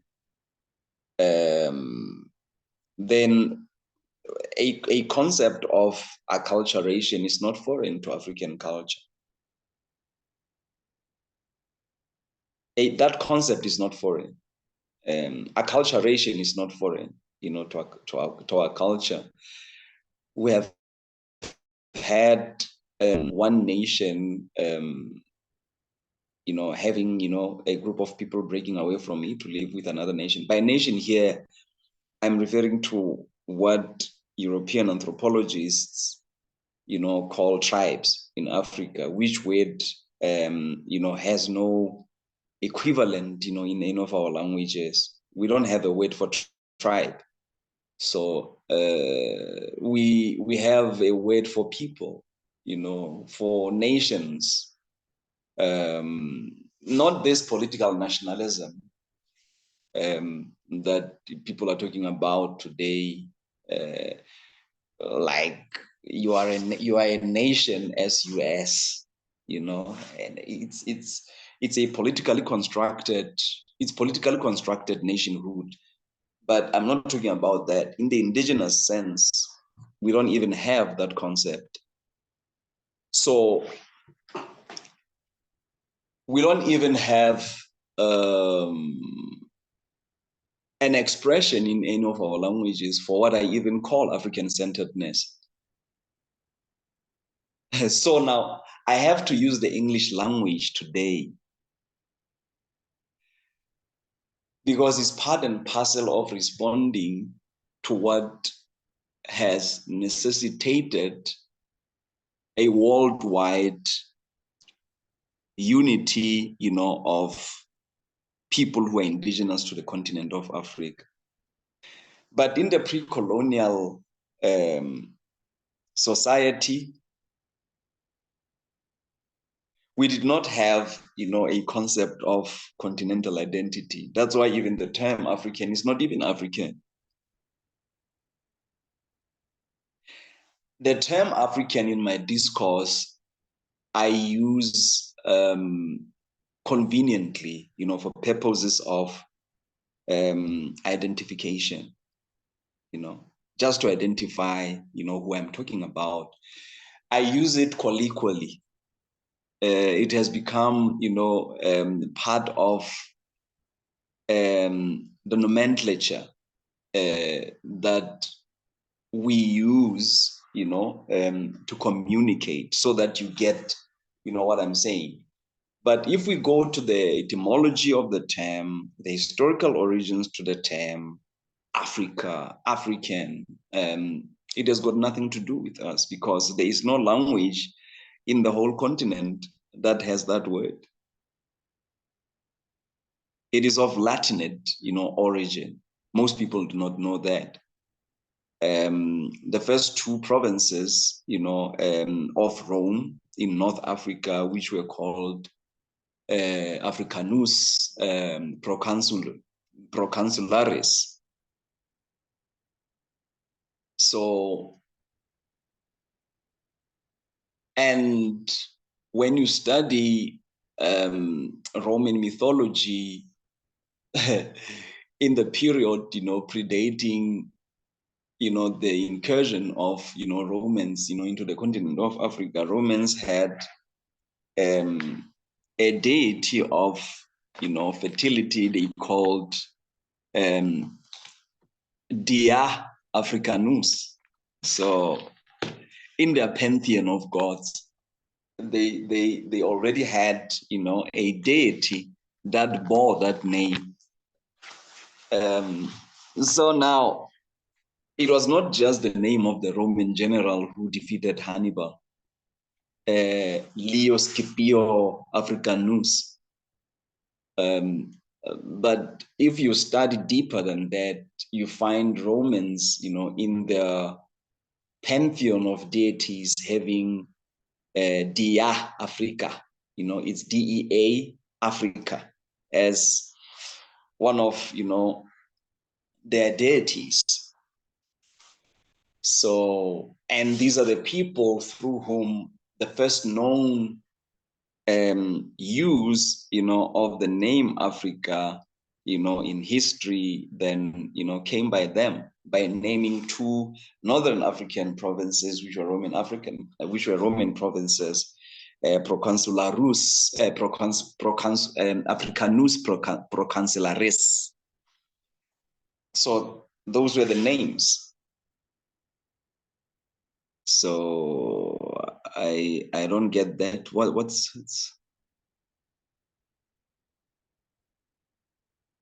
now the question of language, African-centered communiversities. Emphasis is going to be made, on the use of indigenous languages that are spoken, in respective areas, where the African-centered community would be having a chapter to. I mean, if it's a Xhosa area or a Zulu area, then predominantly Zulu language would be used. Zulu language would be used. And English language would continue being used, would continue being taught, because it has become a utility. We need to speak English. We need to learn, how to speak the English language, because our different ethnic languages here, not everybody knows all the languages. Like myself, I can't speak Zulu. I can't speak Zulu. I can't speak Xhosa. I can't speak Tsonga. I can't speak Chivenda. I can't speak Sipulana. I can't speak many, Southern African indigenous languages.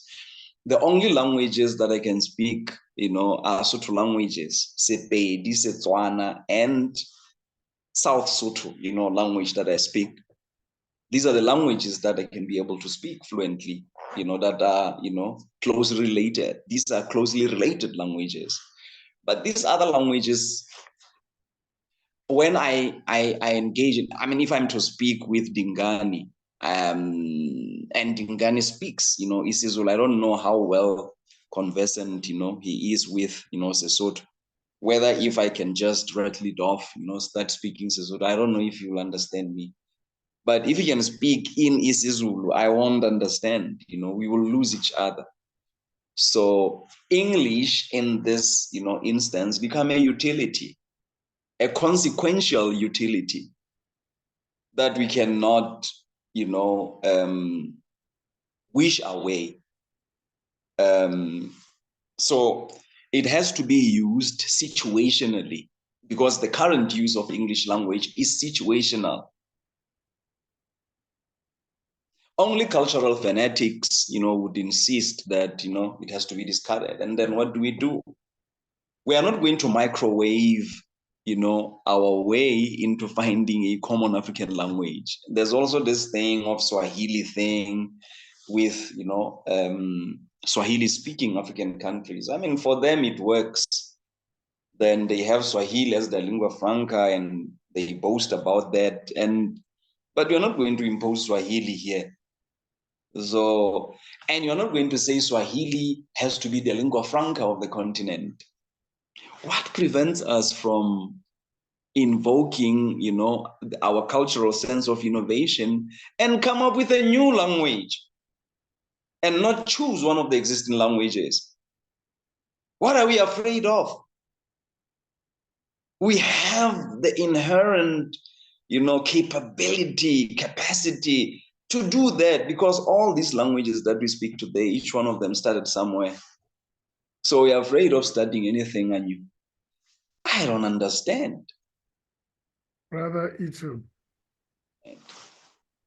So we can't microwave our way, to restoration and reascension back to power. Brother Itu, so we need like the whole day to have this conversation, because there is a lot to unpack. And unfortunately, right now we are at the last minute of the class. And we still also want to honor. We want to honor you. You woke up in the morning. It's like close to 4 a.m. in your time. It's the And- morning. Itu's coming to my other class next week at 4 o'clock our time, which is 10 o'clock Itu's time. So people who want to join again can join. But I also want to open a space if people want to exchange numbers or WhatsApps to continue the conversation. Or also people can, who are interested, we can send them the WhatsApp. And Yeah, then that's they what I can- mean. Yeah. Yeah. Or the email. If Yeah, that and they is, should feel free to do that. You know, I'm a very approachable person, so they mustn't, you know, feel I don't know. I must have shown that, you know, in this minimal interaction that I've had with them. So I'm this kind of a person. Feel free to, with, you know, contact details that will be shared with you, to contact me, to engage me in a conversation, to ask me questions. I'm open to that. I'm open to that. So maybe as just a way of honoring time. And are you working tomorrow, Brother Eid? Today? No, I'm not waking. I'm not waking. I'm gonna have. That's great. I was so worried that you have I like was 1 hour. no. I'm gonna have enough rest. No, I'm not going to the plantation. No, I'm not facing those bags. So, You know. May I give maybe 1 or 2 chance for students to just give us a closure and gratitude as a way of closing the class? If there's anybody who would like to do that. Please, please, please. I just want to thank you for taking the time out of your day and your night, literally, to spend with us and to tell us about your studies and your work. I really appreciate it. And I really value your perspective. It is added to my own and it is forever ingrained in me now. So thank you so much. No, you're welcome, my sister. And thank you too for the feedback, for the sanity reassuring feedback. Thank you so much. I just want to agree with that too. I really appreciate all of your time and all of your knowledge. It's really been such a great experience. So thank you so much. No, you're welcome, Kenshi. Patrick, not Kenshi. You Yes, Patrick Costello. Yeah, Patrick Costello. Yes. Thank you. Thank you. No, you're welcome. Sure. And feel free to contact me anytime.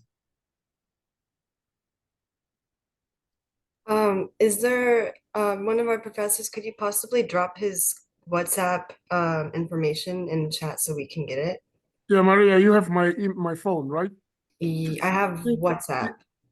Yeah, it'll be easy if I send you to WhatsApp because Okay. you don't have to do anything. I send it as it is, and then you just click on it. You're in conversation with him. Okay, thank you. Yeah, it's better if I send it to your phone. Okay, if you could do that, I would really appreciate it. Yeah, can you text me first on Yeah. WhatsApp? And Yes. say, hey, send E2s. That's gonna make things easier. Thank you. Thank you. Okay, so it looks like I mean we end over here. So Brother Ito, I'm so excited that there's another opportunity. Is it what day is that, Susan? Thursday? Wednesday, it's right before, Wednesday, it's right before this Oh, it's not class. before this class. So I think most of us will be able, if we wish, to be there. And Brother Ito, it's always like I can never get tired of hearing this. There's always something new that I hear that you probably said it, but because there were so many loaded information, you know, the mind start to sift and take. Now, when I hear it again, I'm like, okay, this is where this thing was going.